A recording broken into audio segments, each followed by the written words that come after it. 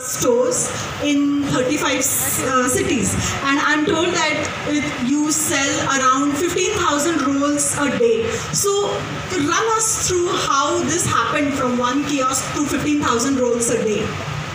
First of all, Saili, I would like to thank each and everyone sitting over here and NRAI committee for having me here. So it's little overwhelming for me. Like, I didn't think that we would reach this far, to be very honest. The idea was शुरू कर दो, जो होगा देखा जाएगा. To be very honest, that was the whole idea. Then once I was into it, फिर धीरे धीरे पता चला कि what are the challenges we are going to face. Like, let it be a space challenge, let it be a manpower challenge, let it be a understanding this industry overall wala challenge. But gradually, surviving after 4-5 years, then we figured out, okay, now it's the time. We have strengthened our route with 1 or 2 stores. Now we can grow. So continuously we were receiving franchise inquiry, like since our very first initial month. Like after like 4 months of kiosk, we moved to a shop. Touchwood, it was doing so well that we could afford a shop that time. So we were receiving quite a lot of franchise inquiry. So we were like, keeping them in a bucket. Like, okay, fine, we'll see. When to give, because we had no idea how to give franchisees. We had no idea, what would be the challenges in franchising. But after 4-5 years, we started franchising and we kept opening our own store as well. So today now we stand at 30 plus company-owned stores and around 90 franchise stores all over India. So, in a nutshell, I mean, it's very easy to say that, but we'll come to the details of that later.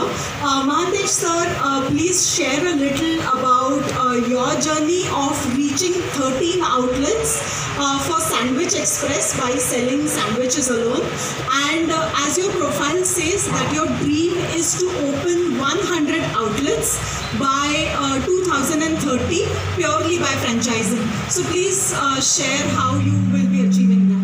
First of all यहाँ पर NRAI ने हमको बुलाया और ये मौका दिया कि हम हमारा एक्सपीरियंस आपके साथ साझा करें और उस एक्सपीरियंस का कुछ तो पार्ट आपको सीखने मिले और हमारा नॉलेज की वजह से आपका बिजनेस, आपका फ्रेंचाइजी भी स्टार्ट हो, ग्रो हो. तो इससे एक बहुत बढ़िया फील यहाँ पर मिल रहा है मुझको. अगेन आप लोग हमको सुन रहे हैं. बेसिकली घर पे हमारी बीवी तो बिल्कुल नहीं सुनती, लेकिन आप सब लोग इतना अच्छे से सुन रहे तो वो भी एक बहुत खुशी की बात है. तो फ्रेंचाइजी स्टार्ट करने से पहले हमने जब कार्ड से स्टार्ट किया था, तो फ्रेंचाइजी तो फ़िलहाल हमने 5 साल से, बिफोर फ्रेंचाइजी स्टार्ट करने से पहले 5 साल से फोकस था हमारा पूरा लर्निंग पे. बिकॉज हमने एक आउटलेट से 2 आउटलेट तो कर लिए थे, दूसरा आउटलेट हैंडल नहीं हो रहा था, परेशान हो रहे थे, उसको बंद कर दिया हमने. तो एक तो आउटलेट सक्सेसफुली बंद करने के बाद हमने ये सोचा कि इसको इस तरीके से जाना नहीं है, फोकसली लर्निंग के बाद जाना है, फोकसली थेरोटिकल नॉलेज उसको ग्रैब करने के. इसमें हमने 2 से 3 साल कोर डाले और बीच में कोविड आया तो वो 5 साल हो गया और हाल ही हम 2 साल फ्रेंचाइजी एक्सपांड करना स्टार्ट किए. और इस लर्निंग में हमको ये चीज़ समझ में आई कि फ्रेंचाइज करने से पहले जिसको हम फ्रेंचाइज करने वाले हैं उस प्रोफाइल को कुछ अलग अलग तरीके से हमको वेरीफाई करना है. हमारे अगले 5 साल के लिए जो पार्टनर बन रहे हैं वो उनके प्रोफाइल सर्च करते वक्त हम उनका फैमिलियर बिहेवियर भी देखते हैं. किस तरीके से वो अपने लास्ट 1 ईयर 6 मंथ से स्विच हो रहे हैं या किसी बिजनेस में फास्टली कुछ डिसीजन लेते हैं, क्विक डिसीजन टर्न करते हैं. तो इस चीज़ को ध्यान रख के हम फ्रेंचाइजी देने के लिए कम से कम 2 से 3 महीने का टाइम देते हैं उस प्रोफाइल को सिलेक्ट करने के लिए. तो जब अच्छा प्रोफाइल सिलेक्ट होता है तो हमारा फर्स्ट, सेकंड, थर्ड फ्रेंचाइजी अच्छे से रन होने लगा. और उसीलिए हमने ये पार्ट हमारे विजन में भी रखा है कि इंट्राप्रेन्योर जब हम बनाएंगे और उसको एज अ फैमिलियर इंट्राप्रेन्योर हम जब प्रोफाइल सिलेक्ट करेंगे तो ऑब्वियसली हमारे मैनुअल्स, हमारे वीडियोस मैनुअल, हमारे स्टैंडर्डाइजेशन वो अच्छे से समझ पाएगा और हमारी तरह हमारे आउटलेट्स को रन कर पाएगा। तो इसी बेस पे हमने सोचा है कि 100 इंट्राप्रेन्योर क्रिएट करने से ऑलरेडी हमारे 100 आउटलेट्स हमारे जैसे ही वो चला पाएंगे, तभी हम 100 आउटलेट को सक्सेस हो जाएंगे। Thank you. Very inspiring, sir. Amin, I'll come to you now. I think you are one of the few who have outlets across all formats. You have Murphy's, which is an exclusive fine dine outlet. You have Cora, which is like one of the most talked about cocktail bars.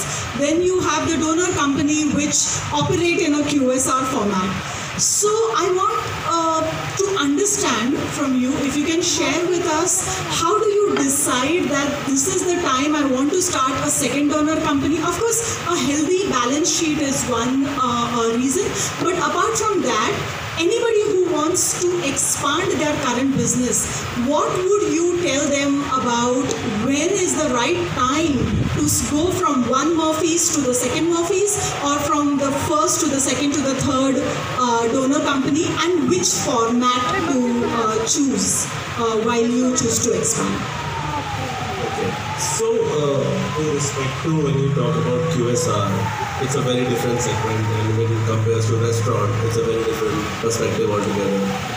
So restaurants are way more complex, way more variables in that. So to expand restaurants is a very different decision making. You need to take in account real estate to a very a great real estate is the first thing that you should have in hand to open any restaurant. That's what I feel. So I've always taken decisions on the basis of a property value that I get. So I believe the fundamental is if I get a good property and then I invest in that and I know the market well, then it makes sense to open a restaurant. Not that I have a concept and I want to open, then I keep finding a location, then I settle on something. That I don't believe in that. So I think that has not worked for me. So my approach has always been whether if I get a good property where I know the market makes a lot of money, and then I try to decode what kind of concept will work there, and then I open that concept. So I've never taken any decision कि मेरे को Murphy's खोलना है, Cora खोलना है. So it always depends on the market understanding and the gap you need to find. I think that's what my fundamental has been. Okay, so property selection has been your primary, you can say, yardstick to expansion. Absolutely, yeah? absolutely. Okay. So based on that, I'm going to ask you, when you feel that you want to expand, which is the avenue that you particularly want to focus on?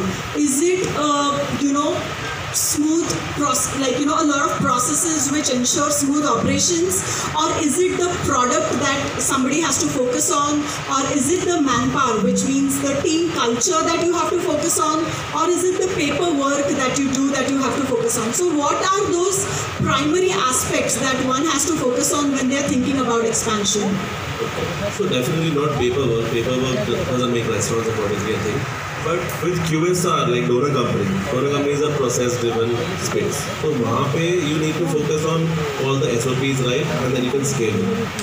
But when it comes to restaurant, I feel you need to have each restaurant one person who can represent you as the owner of the restaurant, and then you scale it. Because I feel restaurant is not about just food and drinks. It's about someone actually living there and breathing in, breathing out that space whole day to kind of give it a substance. Because restaurants अगर हम खोल देते हैं, we employ managers and all, वहाँ पे then you need to have even a manager who has that ability to become your future partner or invest as a manager. I feel both are very different. So expansion of QSR can be based on if your fundamentals and your product, recipes, supply chain, everything is very strong, then you can open 100 outlets. But you can't open 100 restaurants like that. Because restaurants are bigger investments, bigger risk. You need definitely one person you can rely on who takes ownership of that space. I feel a combination. So basically you build a team where you have leaders in the team to take over one outlet, that you can You assign. need to create mini yous basically. You need to create people who can see, talk, think like you. So you need to invest in those people, and as many people you are there, then you open more. I feel Right. that's So how- just like Mantesh sir said that you need 100 entrepreneurs under you to take it ahead. So it's on the same lines. It's the Yeah, same thought but in process. franchising, what happens is that person who is running the franchise, he doesn't need to apply so much brain. He needs to follow the things. In restaurant, it doesn't work like that. In restaurant, there are too many variables. So you need that ownership there in each restaurant. That's what I believe. There are examples otherwise also, but Yeah. I mean, that's something that I feel that's the right way to go. But there are brands like Chili's or, Hard Rock cafes, they work very differently. Right. So I'm going to extend the same question to the two of you because I want your views on it. Puneet, what is it that you feel has to be the focus when you are, especially when you are franchising your outlet? Is it the processes that ensure smooth expansion? Is it the paperwork? Or is it the product that has to talk and other things take care of themselves? Is it the manpower that is building your team and the team members? What do you think has to be taken care of primarily while expansion? To be honest, as per me, all the 4 points are important. Like especially in the QSR space, because as Aman clarified, the QSR are very different than restaurants. They both are totally different vertical altogether.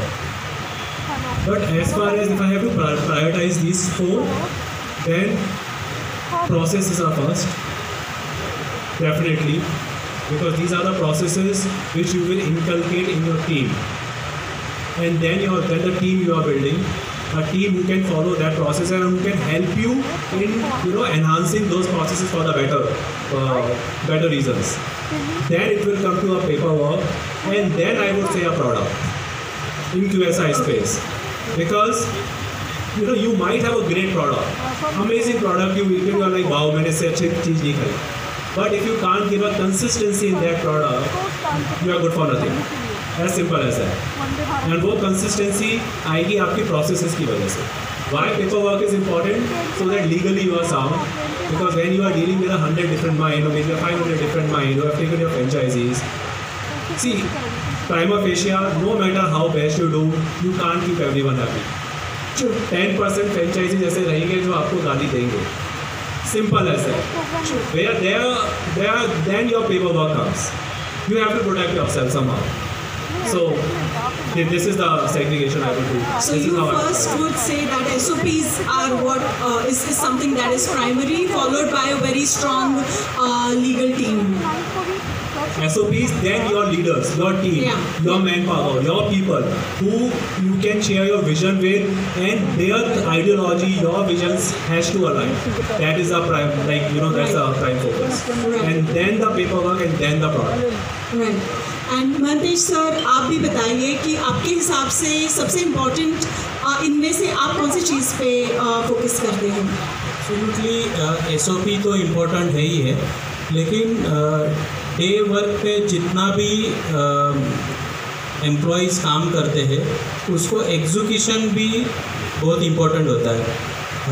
Execution वहाँ का लोग store manager के अलावा भी कहीं से आपको control करना है, तो वो बहुत सारा इम्पोर्टेंट होता है. वहाँ पे टाइमली क्लीनिंग हो रहा है कि नहीं, ऑर्डर प्रोसेस सही है कि नहीं.